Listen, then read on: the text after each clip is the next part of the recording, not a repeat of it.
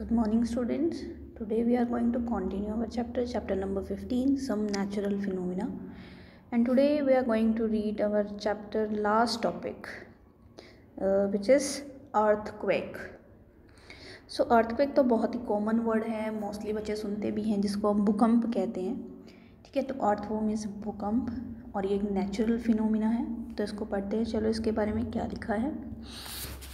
So firstly, an earthquake is a sudden shaking of earth which lasts for a very short time. Means क्या होता है earthquake में? क्या होता है, जो हमारी अर्थ है वो बिल्कुल एकदम से शेक करने लग जाती है. ठीक है, और वो बहुत ही कम टाइम के लिए होता है. मतलब भूकंप आता है तो एकदम झटका सा लगता है. ठीक है, हमें लगता है कि हाँ सब कुछ हिल रहा है. वो थोड़े से टाइम के लिए होता है.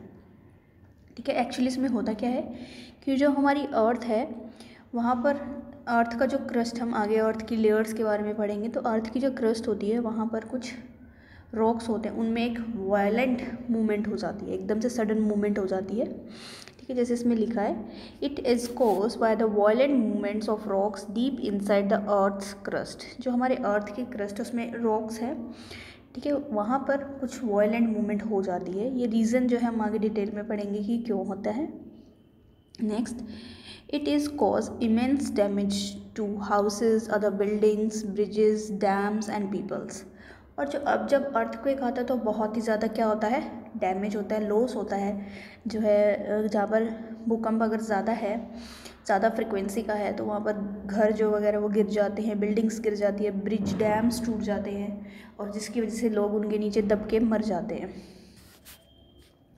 A lot of people get killed when they buried under the debris of collapsed houses and other buildings during the earthquake. Same बात है कि बहुत सारे लोग जो हैं वो भी मर जाते हैं जब वो कोलैप्स मीन्स जो टूटी फूटी बिल्डिंग्स, जब वो गिरते हैं, घर गिरते हैं तो उनके नीचे वो दब जाते हैं, तो उनसे वो भी बहुत ज़्यादा लोग मर जाते हैं. और क्या होता है अर्थक्वेक से?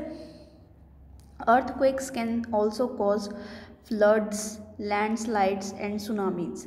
तो अर्थक्वेक की वजह से और भी कुछ रीजंस है, जैसे कि फ्लड्स आ जाती है, रिवर्स के बैंक्स टूट जाते हैं, किनारे टूट जाते हैं, फ्लड आ जाती है, पहाड़ जो हैं वो स्लाइड कर जाते हैं, तो लैंडस्लाइड्स हो जाती है, और सुनामी पानी का जो है एक साइकिल बन जाता है. पानी के अंदर भी वाटर साइकिल टाइप एक वेव बन जाती है, जिससे सुनामी भी आ जाती है. तो इस तरह से क्या है, अर्थक्वेक तो करता ही डैमेज है, लेकिन उसके साथ साथ कुछ और नेचुरल फिनोमिनाज जुड़े हैं, वो भी जो है उसके साथ मिलकर एक बड़ी सिचुएशन क्रिएट कर देते हैं, जो बिल्कुल ही हार्मफुल सिचुएशन होती है. ठीक है, तो एक केस भी आया था, जैसे कि a major earthquake occurred in India on 26 January 2001. हमारे इंडिया में भी एक बहुत मेजर अर्थक्वेक आया था. कब? जब हम रिपब्लिक डे सेलिब्रेट कर रहे थे 2001 में. तो वो कहाँ पर आया था? भुज डिस्ट्रिक्ट ऑफ गुजरात. ठीक है, तो गुजरात के एक भुज डिस्ट्रिक्ट है, वहाँ पर जो बहुत ज़्यादा फ्रिक्वेंसी का, बहुत ज़्यादा हाई स्केल का क्या था, अर्थक्वेक आया था, जिसमें बहुत ज़्यादा ही हार्म हुआ था ह्यूमन लाइफ को, प्रॉपर्टी को. ठीक है, ऐसे और भी केसेस हैं. एक और मेजर अर्थक्वेक आया था 8 अक्टूबर 2005 उरी के अंदर, जो हमारी कश्मीर में उरी है, वहाँ पर एक अर्थक्वेक आया था. तो इस तरह से क्या है, ये अर्थक्वेक आते रहते हैं, जो मेजर अर्थक्वेक्स हैं, जो बहुत ही मैसिव स्केल पर जो ये अर्थक्वेक आए थे. ओके, सो अब हम बात करते हैं स्ट्रक्चर ऑफ अर्थ. अर्थक्वेक को समझने से पहले हमें ये समझना होगा कि हमारे अर्थ की स्ट्रक्चर क्या है. तो जनरली जो है हम बात करते हैं कि हमारी अर्थ जो है वो 3 मेन लेयर से मिलकर बनी होती है, 3 लेयर्स से बनी होती है. First is core, mental, crust. तो ये जो है 3 लेयर होती है, 3 लेयर्स हैं अर्थ के इनसाइड से, जिससे अर्थ बनी हुई है. तो वन बाय वन हम बात करते हैं. सबसे पहले हम बात करते हैं कोर की. तो जैसे कि आप ये डायग्राम में देखेंगे, कोर, ये लिखा हुआ कोर, इसको 2 पार्ट्स में डिवाइड किया गया है. सबसे पहली बात हम करेंगे कि इनर मोस्ट पार्ट है अर्थ का. हमारे अर्थ के बिल्कुल सेंटर में जो है क्या होता है, कोर होता है. ठीक है, कोर मीन्स यही है कि मेन जो आपकी जड़ है या मजबूती है, या उसको बोलते हैं कोर. तो यहाँ पर अर्थ का जो बीच का मेन सेंटर पार्ट होता है उसको हम बोलते हैं, ठीक है, कोर. अब ये जो है मोस्टली यहाँ पर क्या होता है, आयरन से बना होता है. यहाँ पर देखो आयरन है, यहाँ पर भी आयरन है. तो ये जो हमारी कोर है वो मोस्टली किससे बनी होती है, आयरन से बनी होती है और ये बहुत ही ज़्यादा एक्सट्रीम हॉट रीजन होता है, बहुत ही गर्मी होती है इस रीजन पे, बहुत हॉट होता है यहाँ पर, ठीक है। और कोर को 2 पार्ट्स में डिवाइड किया गया है। First is inner core and second is outer core. 2 parts में डिवाइड किया गया है कोर को। सो जो इनर कोर है वहाँ पर क्या है, सॉलिड आयरन होता है, ठीक है, सॉलिड आयरन है, क्योंकि वहाँ पर बहुत ज़्यादा गर्मी भी है, ठीक है, टेम्परेचर भी वहाँ बहुत ज़्यादा है और हाई प्रेशर है, प्रेशर भी बहुत ज़्यादा पड़ रहा है, जिसकी वजह से जो आयरन है वो सॉलिड फॉर्म में है, प्रेशर बहुत ज़्यादा है वहाँ पर, ठीक है। और जो आउटर कोर है वहाँ पर मोल्टन है, मोल्टन आयरन है, मीन्स पिघला हुआ आयरन है, ठीक है, पर आयरन है वहाँ पर। तो हम बात कर सकते हैं कि कोर जो है इनर मोस्ट है, ठीक है, 2 पार्ट्स में डिवाइड है, इनर कोर और आउटर कोर। इनर कोर के अंदर क्या मिलेगा, सॉलिड आयरन मिलेगा, क्योंकि वहाँ पर हाई प्रेशर हाई टेम्परेचर है और हॉट है, बहुत एक्सट्रीम हॉट है। और जो आउटर कोर है वहाँ पर भी आयरन है, बट वो थोड़ा मोल्टन स्टेट में होता है, ठीक है। तो ये बात करते हैं हम कोर की। नेक्स्ट सेकंड पार्ट जो है या सेकंड लेयर जो आती है वो आती है मेंटल, ठीक है। सेकंड लेयर है हमारी मेंटल, और ये क्या है, ये मिडल रीजन है, मीन्स कोर और उसके बाहर जो है क्रस्ट, उसके बीच की लेयर होती है, ठीक है। तो ये रीजन जो है अर्थ का बिटवीन है, कोर और क्रस्ट के बीच का रीजन है, ठीक है। तो इसलिए इसको हम मिडल लेयर ऑफ अर्थ कहते हैं, ये बीच की लेयर होती है। यहाँ पर बहुत ज़्यादा डेंस सॉलिड रॉक्स हैं, यहाँ पर लिखा हुआ है देखो, सॉलिड रॉक्स और डेंस, बहुत गहरे गहरे पत्थर होते हैं यहाँ पर, ठीक है। तो यहाँ पर रॉक्स तो हैं, पर यहाँ पर सॉलिड रॉक्स भी होंगे और थोड़े से मोल्टन, थोड़े से पिघले हुए रॉक्स भी होंगे, लिक्विड फॉर्म में भी थोड़े रॉक्स होंगे, मोल्टन फॉर्म में भी होंगे, ठीक है। और इनमें से क्या होता है, हीट निकलती रहती है, ठीक है। टेम्परेचर तो ज़्यादा है ही, तो यहाँ पर क्या है, यहाँ पर भी हीट होती है। तो ये जो हीटिंग है यहाँ पर एक करंट सेट कर देती है, जिस करंट का नाम होता है कन्वेक्शन करंट। तो हमें मेंटल में एक करंट मिलता है जिसको हम बोलते हैं कन्वेक्शन करंट। वो क्या होता है, इसमें क्या होता है, हीट का फ्लो होता है थ्रू लिक्विड। तो यहाँ पर हमें पता है कि लिक्विड की फॉर्म में कुछ रॉक्स प्रेजेंट है, तो वो क्या करते हैं, धीरे धीरे मूवमेंट करते रहते हैं। लिक्विड है तो वो फ्लो तो करेगा ही, तो वो जब जैसे फ्लो करते हैं तो फ्लो की वजह से वहाँ पर एक हीट का करंट सेट हो जाता है, जिसको हम बोलते हैं कन्वेक्शन करंट। तो इस मेंटल में, ये जो मेंटल एरिया है, यहाँ पर एक कन्वेक्शन सेट हो जाता है, जिसकी वजह से मेंटल धीरे धीरे से मूव करता रहता है, ठीक है। सेकेंड पार्ट हो गया। अब थर्ड बात करते हैं हम क्रस्ट की, ठीक है। क्रस्ट क्या है, सबसे आउटर मोस्ट लेयर है, जो ग्रीन कलर का पोर्शन हमें दिख रहा है वो क्रस्ट है, आउटर मोस्ट पार्ट है हमारे अर्थ का, ठीक है। यहाँ पर इतनी डेंस रॉक्स नहीं होंगी, लाइट रॉक्स होंगी, जैसे यहाँ लिखा हुआ है, इतनी लाइट रॉक्स हैं यहाँ पर, ठीक है। लाइट रॉक से मिलकर बना होता है। और ये जो है, ये वाली लेयर जो है थोड़ी थिक होती है, थोड़ी मोटी है, जहाँ पर क्या होता है, लैंड्स होते हैं, ठीक है। और इसमें 2 रीज़न हम कह सकते हैं, जो हमारा एक रीज़न होगा जहाँ पर क्या होंगे, कॉन्टिनेंट्स होंगे। कॉन्टिनेंट्स मतलब जहाँ पर लैंड होगा, लिविंग लाइफ मतलब ह्यूमंस रह सकते हैं या कुछ लैंड होगा, ठीक है। वहाँ पर जो है ये लेयर थोड़ी सी थिक होगी। और दूसरा रीज़न क्या होगा, जैसे ओशियंस है जहाँ पर पानी है हमारा, तो वो वाला जो रीज़न है वहाँ पर ये क्रस्ट थोड़ा सा थिनर होगा, जहाँ पर लिक्विड होगा, ठीक है। तो जनरली हम 3 अगर हम बात करें तो सबसे बाहर क्रस्ट है, फिर मेंटल है, फिर कोर है, ठीक है। अब आगे थोड़ी सी कुछ और बातें हैं, देखते हैं क्या, कि the crust of earth is made of many huge piece of flat rocks. अब जो क्रस्ट लेयर है अर्थ की, जो हमने देखी थी, वहाँ पर क्या होते हैं, बहुत सारे बड़े बड़े पीसेस होते हैं रॉक्स के, फ्लैट होते हैं, बिल्कुल फ्लैट होते हैं, थोड़ा सा ऊबड़ खाबड़ हो सकता है पर फ्लैट ही होते हैं। तो each piece of the earth crust is called plate. तो जो भी अर्थ क्रस्ट के ऊपर ऐसे पीसेस हैं, रॉक्स के पीसेस हैं, उनको क्या बोला जाता है, प्लेट बोला जाता है, ठीक है। उनको क्या बोला जाता है, प्लेट। जैसे डायग्राम में दिखाया हुआ है, ये जो ये मेंटल है, नीचे मेंटल है, ये जो ऊपर इस तरह से प्लेट्स बनी हुई हैं, ये रीजन जो है ये क्या है, प्लेट्स हैं, छोटे छोटे पीसेस हैं, ठीक है। तो इनको बोलते हैं प्लेट्स। अब ये प्लेट्स भी 2 तरह की होती है।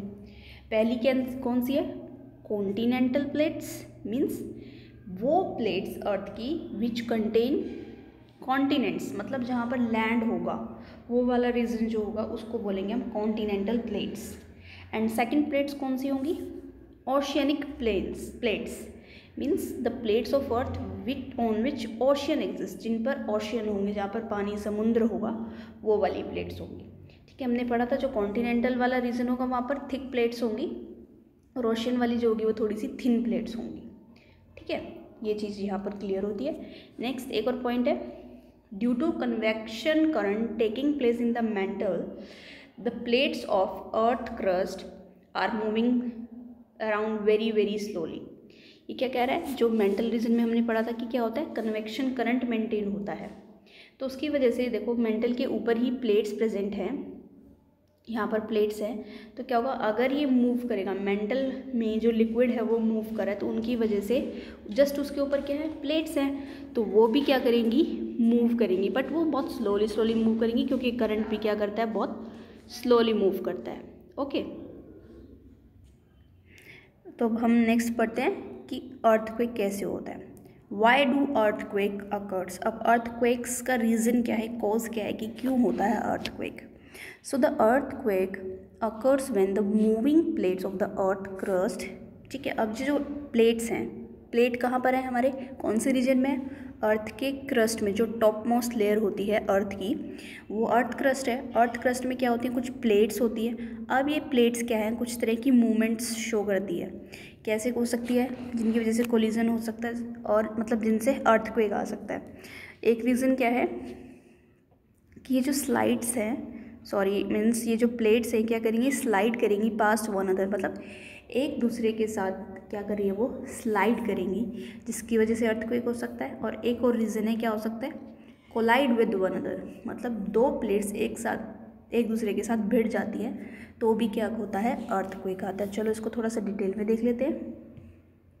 First is when moving plates slide past on one another. पहली सिचुएशन क्या है, जब ये जो मूविंग प्लेट्स है, जो हमारी अर्थ क्रस्ट पर प्लेट्स है जो मूव कर रही है, वो एक दूसरे के ऊपर स्लाइड कर जाती है, तो कैसे अर्थक्वेक होता है। ठीक है, तो जैसे कि ये आपको दिख रही है, ये एक प्लेट है, ये दूसरी प्लेट है, ये दो प्लेट्स हैं और इनके जो एजेस हैं देख सकते हैं हम यहाँ पर, एजेस जो थोड़े से क्या है, रिजिस बन रहे हैं, थोड़े खुरदरे हैं, प्लेन नहीं है बिल्कुल। ठीक है, तो क्या होता है, इनके जो एजेस हैं वो क्या होते हैं, बहुत ज़्यादा रफ होते हैं, स्मूथ नहीं होते। तो जैसे ये मूवमेंट करते हैं, जैसे ये एक दूसरे, मतलब हमने देखा कि कॉन्टीन्यूसली ये मूव करते रहते हैं, धीरे धीरे मूव करते रहते हैं।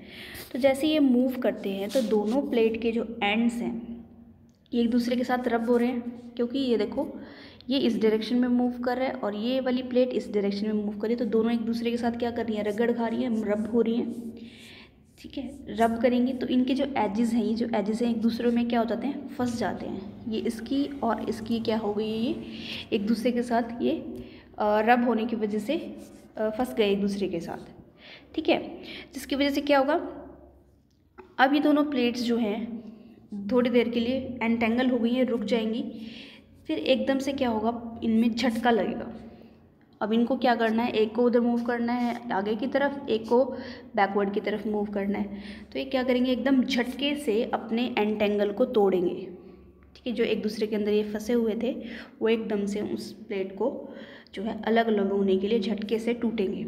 और यही रीज़न है कि हमारी अर्थ में एकदम से शेकिंग आ जाती है और हमारी अर्थ जो है ऊपर से प्लेट जो है वो ऐसे झटके से अलग होती है, तो वो अर्थक्वेक का फॉर्म ले लेती हैं।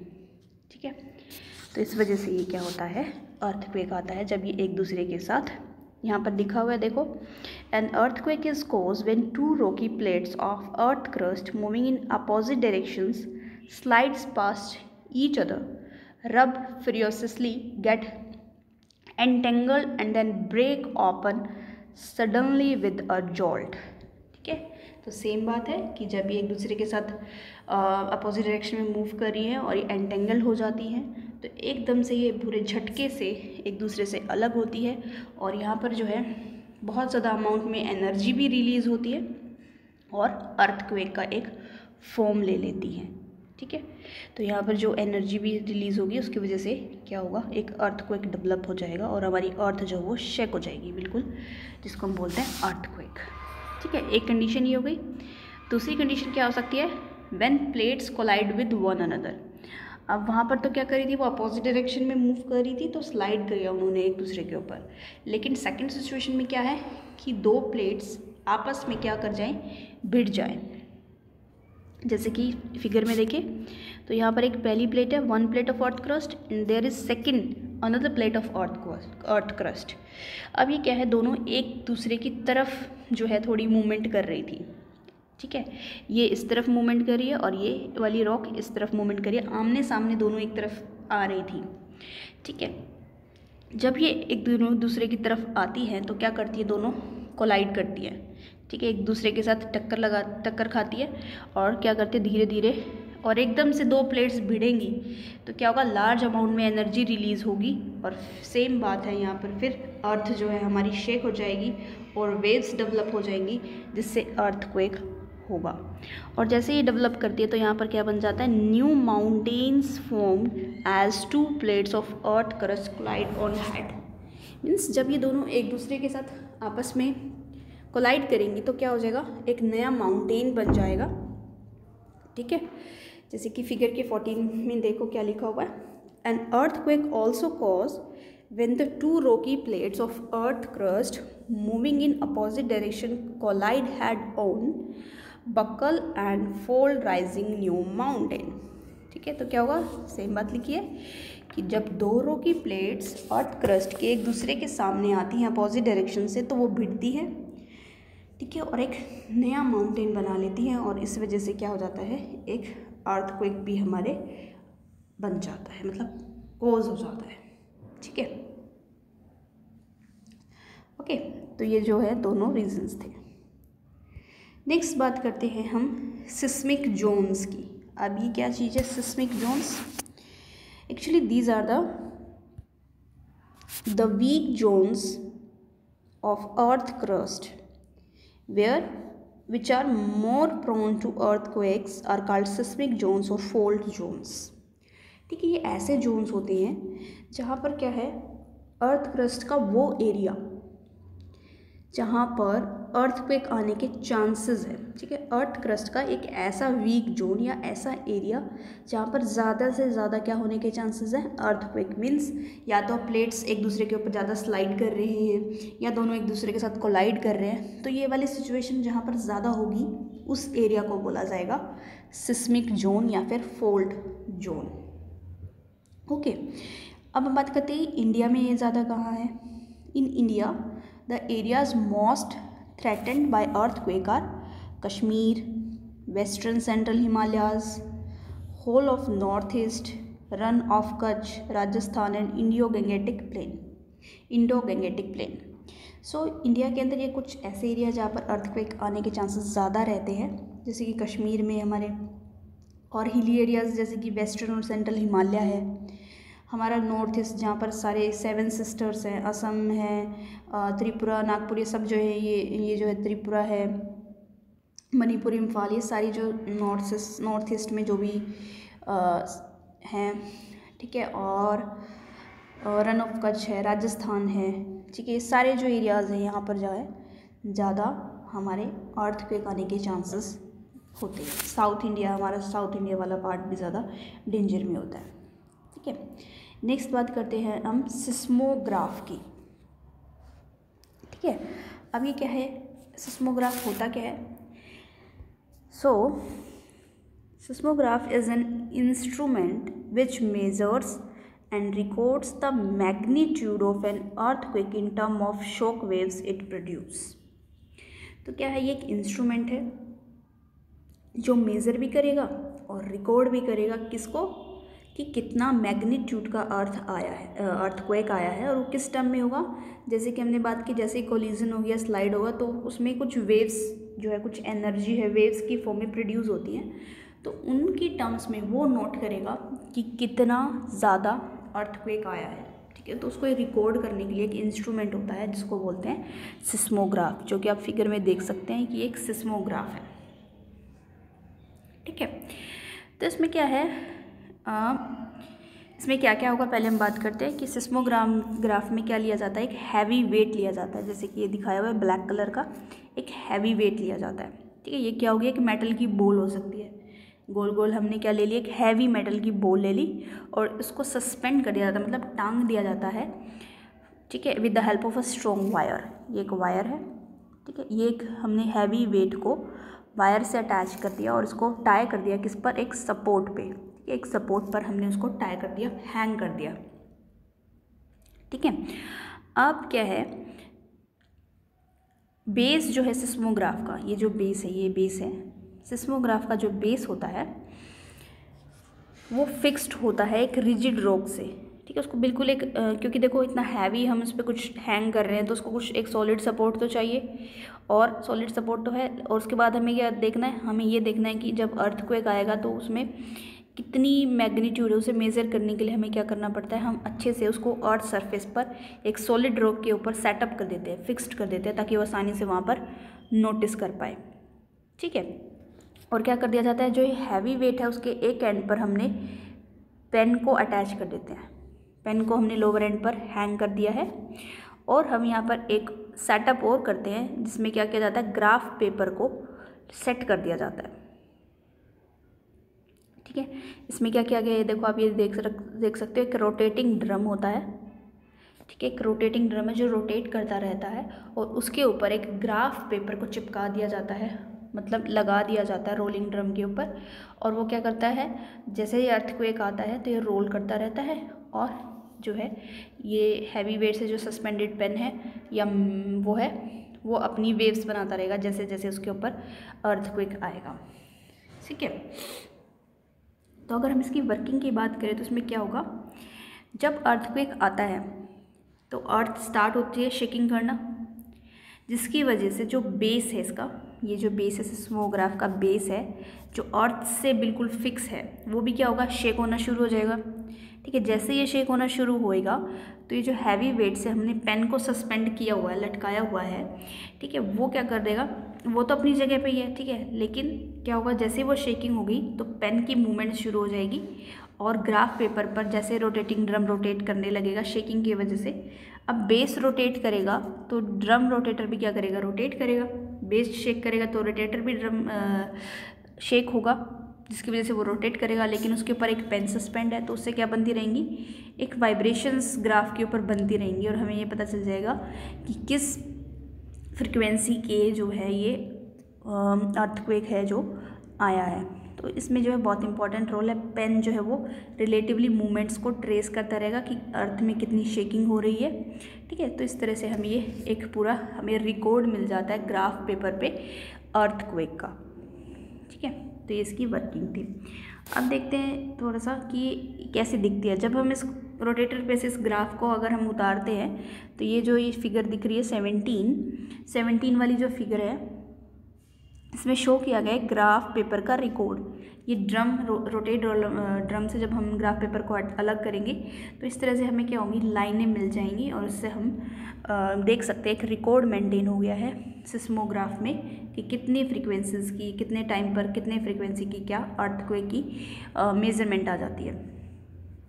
सो सिस्मोग्राफ रिकॉर्ड, और इसका दूसरा नाम है सिस्मोग्राम, रिकॉर्ड का नाम है ये। ठीक है, shows seismic waves recorded on the graph paper by a seismograph. ठीक है, सिस्मोग्राफ इंस्ट्रूमेंट ने जो रिकॉर्ड मेंटेन किया है ग्राफ पेपर के ऊपर उसको बोला जाता है सिस्मोग्राफ रिकॉर्ड या फिर सिस्मोग्राम, जो कि फिगर 17 में क्लियरली विजिबल है। ठीक है, ओके, तो अगर हम बात करें नेक्स्ट टर्म की तो क्या है, the place inside the earth crust where the earthquake is generated is called focus of the earthquake. अब ये क्या है, जैसे फिगर 18 में अगर हम देखें तो ये है फोकस। तो क्या है, जहाँ से अर्थक्वेक जनरेट होना शुरू हुआ है अर्थ क्रस्ट के अंदर। ठीक है, हमारे अर्थ क्रस्ट के अगर इनसाइड की बात करें, जहाँ से अर्थक्वेक शुरू हुआ है, जहाँ पर वो प्लेट्स जो हैं या तो स्लाइड हुई है एक दूसरे के ऊपर या फिर कोलाइड की है, उस रीजन को हम बोलेंगे फोकस। ठीक है, कि यहाँ से अर्थक्वेक होना शुरू हुआ है। ठीक है। और एक और पॉइंट है, the point on earth surface directly above the focus is called epicentre. और इसके जस्ट ऊपर, जैसे इसने जस्ट ऊपर शो किया है यहाँ पे, ये है हमारा एपिसेंटर, जो अर्थ के बिल्कुल सरफेस पे होगा जहाँ पर हम लोग रहते हैं। तो उसी फोकस के ऊपर अगर हम बात करें जहाँ पर लैंड है, उस सेंटर को हम बोलते हैं एपिसेंटर। ओके, तो ये जो है बहुत ही दोनों इम्पॉर्टेंट टर्म है। और ये क्या है, फोकस से जो है अर्थक्वेक शुरू होता है, डीप इन द ग्राउंड है ये, वहाँ से शुरू होता है। और ये जो वेव्स हैं, अर्थक्वेक वेव्स हैं, जो राउंड राउंड आपको दिख रही है, ये सिस्मिक वेव्स हैं। ये वेव्स जो है फैलती रहती है, स्प्रेड होती हैं और ट्रैवल करती हैं अर्थ में इन ऑल डायरेक्शन, जहाँ तक वो जा सकती है ऑल डायरेक्शन में जाती हैं। और इस तरह से जो है ये अर्थक्वेक का एक रीज़न बनता है। और अर्थ के सरफेस पे जो सेंटर होता है, जहाँ पर जो जस्ट फोकस के ऊपर होगा, उसको हम एपिसेंटर बोल देंगे। Okay, so the last is Richter scale. अब ये रिकेटर स्केल क्या है या रिचेटर स्केल क्या है? द मैग्नीट्यूड और intensity on the earthquake is expressed on the Richter scale. ठीक है, तो क्या होता है, अब कुछ स्केल भी, जैसे हमारे मीटर स्केल हैं, अलग अलग तरह के स्केल होते हैं, ऐसे ही अर्थक्वेक को एक्सप्रेस करने के लिए, उसमें तो क्या था, मेज़र कर रहे थे कि वेव्स कितनी फ्रीक्वेंसी की है, लेकिन अब यहाँ पर हम क्या कर रहे हैं, यहाँ पर हम मेज़र कर रहे हैं, एक्सप्रेस कर रहे हैं अर्थक्वेक को, उसकी इंटेंसिटी कितनी है, उसका मैग्नीट्यूड कितना है। तो उस चीज़ को मेज़र करने के लिए हम क्या यूज़ करते हैं, एक रिचेटर स्केल का यूज़ करते हैं। ठीक है, और इसमें जो है मार्किंग होती है, जैसे हमारे स्केल में भी मार्किंग है 1 2 3 4, ऐसे ही इनके अंदर भी क्या होती है, मार्किंग होती है। लेकिन इनका जो थोड़ा सा सिस्टम है वो अलग है। जैसे ये मतलब नहीं है कि जैसे 1 है फिर 2 है, अगर 1 वाला जो मैग्नीट्यूड है, ये नहीं है कि वो जस्ट 1 पॉइंट इंक्रीज़ हुआ है, ऐसा नहीं है। लेकिन इसमें क्या होता है, जो 1 होगा, जितना 1 पर इंटेंसिटी है अर्थक्वेक की, उससे लगभग 10 टाइम्स स्ट्रोंगर होगा नेक्स्ट वाले मैग्नीट्यूड पर 2 पे। ठीक है, तो 10 टाइम्स स्ट्रोंग होता रहेगा, इस तरह से बढ़ता रहता है। ये नहीं है कि सिर्फ एक स्टेप ही वो आगे बढ़ रहा है, डबल हो रहा है, ऐसा नहीं है। वो डबल नहीं हो रहा है, वो 10 टाइम्स जो है, या 10 टाइम्स कह सकते हैं, या हम कह सकते हैं इसको क्योंकि बहुत ज़्यादा स्ट्रोंग अर्थक्वेक होगा वो नेक्स्ट मैग्नीट्यूड पे। तो इस तरह से इस पर स्केलिंग की जाती है। When the earthquake having magnitude higher than 7 on Richter scale are really destructive earthquake। तो बहुत ज़्यादा डिस्ट्रक्टिव वो कब हो जाएगा, जब जो है उस स्केल में मैग्नीट्यूड आ रहा है 7। जब हम स्केल में 7 पर उसकी वैल्यू आ रही है अर्थक्वेक की, तो वो बहुत ही ज़्यादा क्या होता है, डिस्ट्रक्टिव होता है, बहुत ही ज़्यादा हार्मफुल होता है, बहुत नुकसान करता है। ठीक है, An earthquake of magnitude 1.5 on Richter scale is smallest earthquake that can be felt by us। और सबसे स्मॉलेस्ट यूनिट क्या होगी जो हम अर्थक्वेक को थोड़ा सा फील कर पाते हैं, वो होती है 1.5। ठीक है, रिचेटर स्केल पर जब 1.5 मैग्नीट्यूड का अर्थक्वेक मेजर होता है, तो मीन्स वो थोड़ा सा स्मॉल ही क्वांटिटी का अर्थक्वेक होता है, जो हम जस्ट फील कर सकते हैं उसको। डिस्ट्रक्टिव कब हो जाएगा, वो जब 7 से हायर होगा। An earthquake is of magnitude of 4.5 on Richter scale causes some damage but not much damage। और जो 4.5 वाला है वो भी थोड़ा बहुत डैमेज करेगा, बट इतना नहीं करेगा जितना 7 वाला करेगा। ठीक है, तो ये इसकी कुछ यूनिट्स थी। अब हम एक क्विक रिजल्ट ले लेते हैं कि हमने क्या पढ़ा है आज। सबसे पहले हमने बात की अर्थक्वेक की, जो एक सडन शेकिंग होती है अर्थ की, और ये बहुत ज़्यादा वॉलेंट मूवमेंट होती है रॉक्स की, हमने पढ़ी आगे। ठीक है, अर्थ क्रस्ट में जो रॉक्स होती है उनकी मूवमेंट होती है, प्लेट्स की मूवमेंट होती है, और ये बहुत ज़्यादा हार्मफुल होती है, डैमेज करती है हाउसेस, बिल्डिंग्स को, इवन फ्लड्स, लैंडस्लाइड्स और सुनामी को भी कोज कर देती है। फिर हमने बात की स्ट्रक्चर ऑफ अर्थ की, कि जो अर्थ है उसके 3 स्ट्रक्चर होते हैं, कोर, मेंटल और क्रस्ट। क्रस्ट सबसे इनर मोस्ट लेयर होती है, जो कि 2 पार्ट्स पे डिवाइड है, आउटर कोर और इनर कोर।